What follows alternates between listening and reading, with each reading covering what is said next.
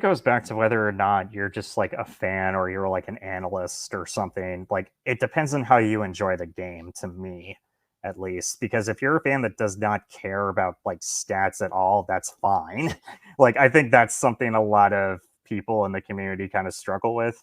But I also get it just because if you're presenting stuff out there and you're on Twitter, it's like you assume that your audience kind of subscribes to like the same viewpoints as you and uses this data. But me personally, like they do obviously go hand in hand, but the stats to me say like if somebody posts a chart that says like, hey, the Rangers are very good or they're very bad, it's like, okay, they're saying this is happening. So for me as an analyst, I'm like, okay, why is it happening? What are they doing to like have to like make these results happen?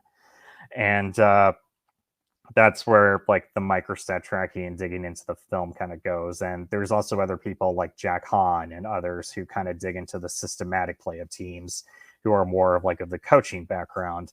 And that's kind of so like all these things kind of work together to tell you what. But also there's also just like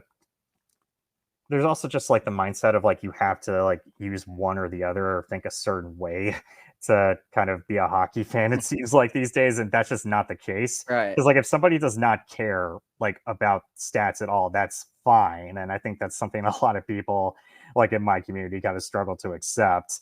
Because like if I'm especially like the Rangers last year, it's like you just got out of a rebuild and you're having all this success, you're winning a lot of games in the regular season. Some guy just comes online and says, hey, don't be happy about it because you're giving up 45 shots a game and your goaltender's playing on his head. It's like, I don't know. As a fan, I'm going to be like, okay. Right. Yeah.